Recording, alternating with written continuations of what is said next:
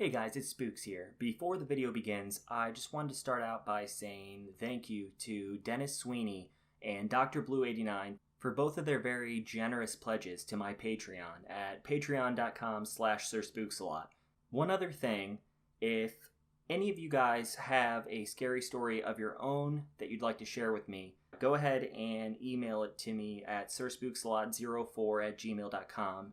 My email should also be in the description. And I hope you guys enjoy the video. I want to start out by saying that I've always been a skeptic when it comes to the paranormal, and still kind of am. But what happened in my old home has me questioning everything, including my own sanity. A while back, I began looking around for a new place to live. Almost every day for 3 months, I would look around on Craigslist to see if anything good was posted. I don't live in a very high populated area, so finding a new place wasn't super easy. For the entire 3 months that I was looking, there was a small house listed that would appear on the front page every so often. I never paid much attention to this particular listing, as it was a bit out of the area I was looking to live in. But after 3 months of looking, I ended up switching jobs, and this caused me to reconsider the area I was going to move to. Since my place of work ended up being really close to the house that had been listed for so long, I ended up inquiring about the place. I assumed that there was some type of catch to the place because it had been listed for so long, and the price wasn't too bad. I called the number from the listing and set up an appointment to view it. The next day, after work, I met the gentleman renting it. He showed me around, and although the place was small, it wasn't bad. It was pretty unusual because it was its own house, but it was very small. There was just a small kitchen, a living room, a bedroom, and a small bathroom connected to the bedroom. I didn't need a lot of space, and I was just going to be living by myself, so I ended up deciding to rent it. Even though it was an actual house, I believe it was probably smaller than most one-bedroom apartments. For this reason, I assumed that's why no one had rented it.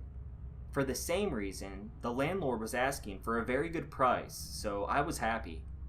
The house was on a back road. It was a semi-farmland type road.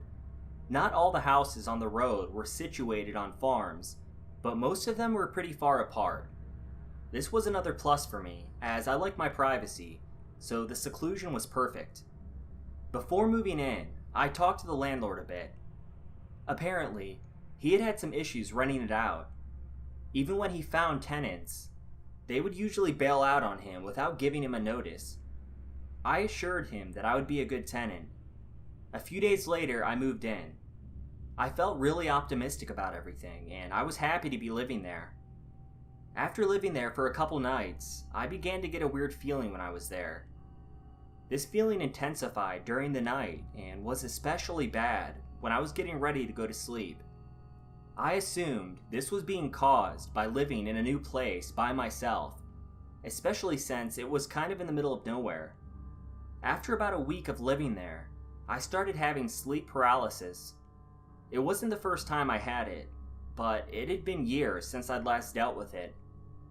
I started having it almost every night, sometimes multiple times in a row before I could finally fall asleep. I assumed the stress of living in a new place was just getting to me. And although it was pretty uncomfortable to experience, there wasn't much I could do about it. The only plus to it was that I always managed to keep my eyes closed and never really experienced any type of hallucination I've heard others speak of. I'd been living in my new home for about 2 weeks before anything actually weird happened. One night, I woke up randomly. I checked my phone and it was around 3 a.m. Although I normally don't randomly wake up once I finally fall asleep, I couldn't figure out anything in particular that woke me. I didn't think much of it.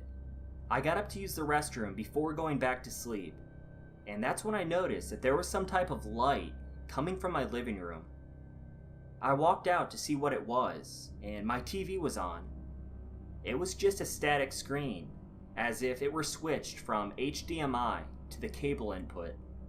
Although I'm really good at making sure everything is turned off when I'm not using it, I coughed this up to exhaustion, and I assumed I must have hit the wrong button on the remote when I was trying to turn my TV off. I made sure it was off, used the restroom, and went back to sleep without incident. For the next few days, everything was okay. I didn't experience anything out of the ordinary, and thought I was finally beginning to get used to my new home. That all changed after those few days went by. I found myself in the same position as before. I randomly woke up. It was again right around 3 a.m. To my shock and confusion, my TV was on again, set to the cable input and playing nothing but static. I really found it hard to believe that I made the same mistake again, but had no other option to consider, so I shut it off and went back to bed. After this, every night before I went to sleep, I made absolutely sure that nothing was left on. But, once again, about a week later, the same exact thing happened. Now, even if my TV was malfunctioning, I don't understand why it was waking me up. Unless I was looking at the bottom of the bedroom door, I couldn't tell that there was light coming from the living room. And the static screen was silent. It was just an image of the black and white static without any noise. I really started to become more uncomfortable at this point, and began unplugging my TV before bed. This solved the problem for a little while, but eventually, I found myself awake again around 3 a.m. I was very nervous while lying in bed, and honestly didn't even want to get up to check on things, but I forced myself. I couldn't see any light from underneath the door, which was a relief, and when I opened my bedroom door, there was no light I could see then either. Just as I was about to shut my door, something caught my eye. It was my furniture. Everything in my living room was moved to the center of the room, all huddled together. I turned the light on to get a better look, and that's when I noticed the kitchen. All of the cabinet doors had been opened, and everything I had in the kitchen, including the items in my cabinet, had been turned upside down. I obviously had no explanation for this, and it couldn't have been something I accidentally did real quick because I was tired. I checked the locks on my one and only door, and they were both locked. My windows were locked too. I still assumed that someone had broken in, trying to mess with me. There was just no other explanation. I had no clue how I didn't recall hearing any noises from all of this, but just thought whoever it was made sure to be as silent as possible. Thinking back, I decided whoever did this was probably also the cause behind my TV being on. They started with the TV and just moved up from there. I probably got woken up each time by the sound of them leaving. It was the only explanation I could come up with. As I said, I'm a skeptic person. From there on, I began making sure that no one could get in at night, and if someone did, it would make a bunch of noise. I set things near the door and the several windows I had, making sure it would be extremely noisy if someone broke in. They were basically noise traps, and I set them up behind securely locked windows and a door. Everything was also locked from the inside, and I finally began sleeping with some level of peace. The next time I was woken up, it started out just like every other time. I checked my phone, and it was around 3 a.m. I wasn't very worried because I knew I wasn't woken up by a noise trap. The way I had them set, they would have made a startling amount of noise. Still, out of habit, I checked everything just to make sure it was fine. You could imagine my horror when I found all of my belongings rearranged again. Everything in my living room was back in the middle of the floor, but this time it was all on its sides. In my kitchen, everything was open, and all of my canned and boxed foods were stacked up in several very high piles. I checked the locks on everything, and nothing was disturbed. Everything was still locked from the inside, and the noise traps weren't touched. This was physically impossible with the way I had things set up.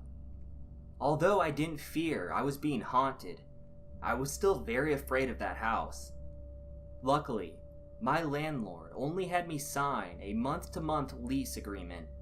I still gave him 30 days of notice, but began staying with a friend until those days were up and I could find a new place.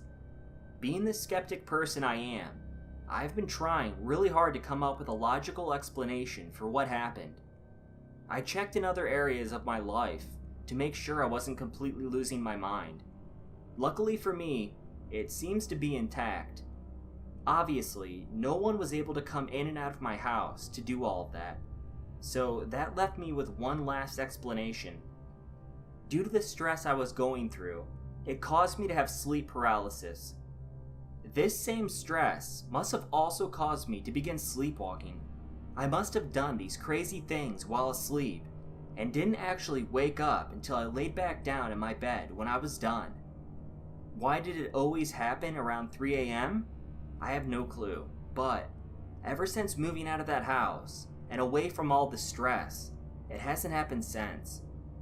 It's been 4 months since I've stepped foot into that house, and although I'm still mostly a skeptic, I don't plan on ever doing it again.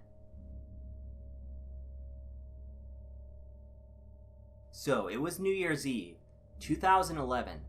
I was with my relatives in Wales. We had a party at my grandmother's house. Once it became 2012, we partied until about 2 in the morning before we all eventually went to bed. Now, due to the number of people, there was about a dozen people at the house, the sleeping situation wasn't exactly great. I, unfortunately, had to sleep on one of those cushion covers for deck chairs, you know the ones. They look like big, long cushions. My cousin was on one next to me. Let's call her Hannah to keep her identity hidden. So Hannah's mother, my auntie, got the couch, and my other cousin, let's call him Adam, got to sleep on the folding armchair. It was uncomfortable, but I had nowhere else to sleep. So we all talked about how uncomfortable it was for a bit before we eventually began to fall asleep. I began to doze off and close my eyes when I felt a tapping on my foot. I presumed it was Hannah's foot due to her being beside me, and I ignored it. It kept tapping me, and I opened my eyes to see a dark man across from me, bent over tapping my foot. Whoever or whatever this was had glowing orange eyes, and I could just about make out that it had gray hair around the sides and back of its head, and the top was bald. It stood up, looking into my eyes the whole time. I was paralyzed with fear, and I could not move or speak. Then, before I knew it, it just seemed to fade away and disappear. I couldn't sleep for the rest of the night. When I told my mother in the morning, she said I described her granddad that passed away some time ago. To this day, I don't know what I saw, but I think it might have been my great-granddad. I don't know though. I still have no idea what it was doing, and truth be told, I don't want to.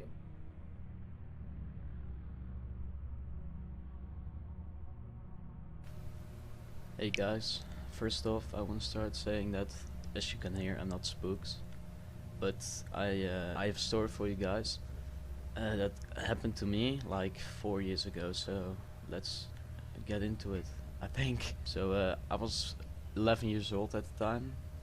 I was with some friends, and we goofed around 9 in the evening, and we played Ding Dong Ditch. So we were like goofing around for an hour, and my friends were like, dude, you need to go to this house. This house is amazing. Last time we went there, this guy went crazy, like literally crazy. So we went there. We were hiding, and a friend of mine did it.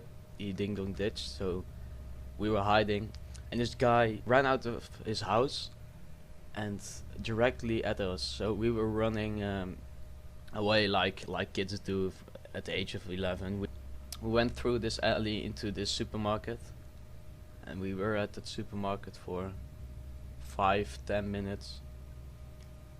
And that we were full of adrenaline. We were kind of scared of this guy, so we thought, let's stay here for a while and then go to my home, because my home is like across the street. So we went to the address at after like 10 minutes. We were counting down from 10, like 10, 9, 8, 7, 6, 5, 4, 3, 2, 1, and at go we started running, just running like crazy. And we were running towards my house. That was like there was a gate, and then across the street, a little bit to the right, there was my house. So we were running at the gate, and then we saw a car. Like, okay, a car. It was dark. You don't know who's in there, but apparently the guy we dinged and ditched, he was in the car. So we were with 4 guys. One friend of mine went with me, and the car almost ran us over. We just dodged it, and we ran to my house. My other 2 friends ran the opposite way through another alley to a store like 2 streets away. And me and my friends that were at my home were like, I hope nothing happens, like nothing goes wrong. And after, well, the guys came home. The guys came to my home, and they told us a story. So what happened is they went to that store. The guy that followed us also parked his car like across the street. He grabbed my friends out of the store and tried to take them with him in the car. But my friends were like, yeah, we ain't going to do that. So they punched him like 4 times, and that's when he let them free. And they ran to my house. So that's the scariest thing that happened to me. Again, thanks to Spooks, and enjoy the rest of the video. I used to work at my local KFC, and I'm 100% sure it's haunted. I'm not going to waste your time, or you might not read this thread, but heed my warning and do not work there. I was fine. I was really fine, but I know for a fact that this spirit is trying to get revenge on whoever made it angry. I won't say the names of my old coworkers for their privacy, but you will know what and who I'm talking about if you ever go for an interview there. I was comfortable at my job for 2 full months before I began to suspect something was up. Almost all but 2 of the people I worked with left within those 2 months, besides 2 of the managers. And just to give you a visual on what I'm talking about, there were at least 20 people who just picked up and left quickly, not fired. They all just left. The store manager Jen was so nice, and then the worst things started to happen in her life. Her mother and sister both died in the same week out of nowhere, and they didn't live close by each other or anything. And her health started to decline also. Then a new manager had members of his family drop dead, and he became angry and bitter. People were losing their houses, cars, children, and even disappearing.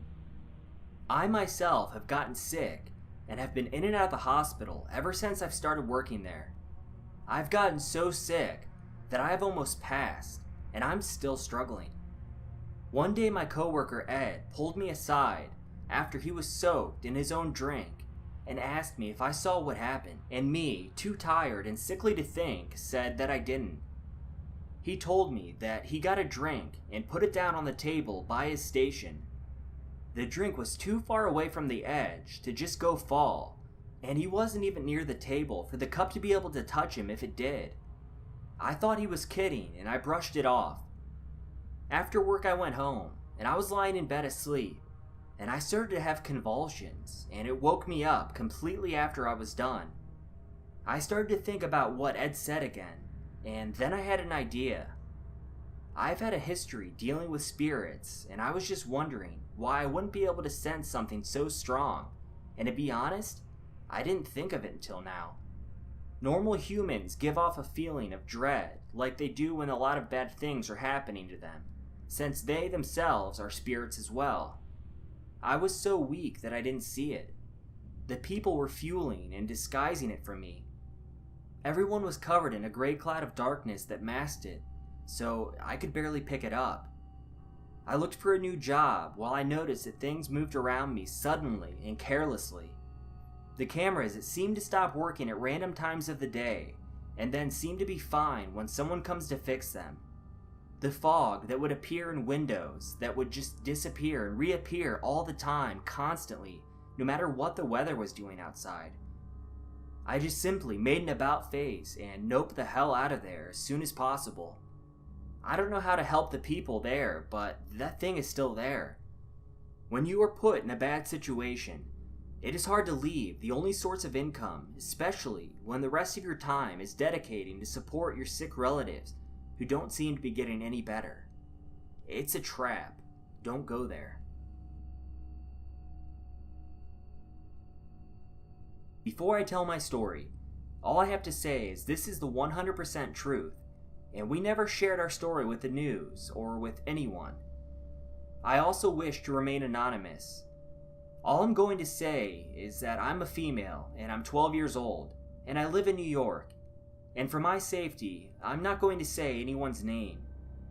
This happened when I was 6, but I surely never knew what was happening at the time. My life has never been as perfect as other kids. My dad was abusive to my mom, and me and my sisters had to see it happen. It all started on a cold winter night at our house. We were outside when my mom pulled me and my sisters inside. We ran to our mom's room and hid there. I was crying. She covered my mouth and locked the door to her room and turned out the lights. We stayed there for what seemed like hours. Our real dad was trying to find our mom and brutally murder her in front of us. He knocked down every door until he got to her door. He unlocked it with a knife.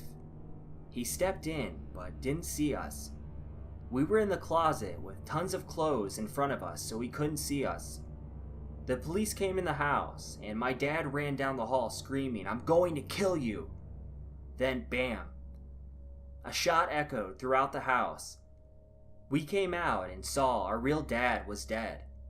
A shot fired in his chest, and blood was everywhere.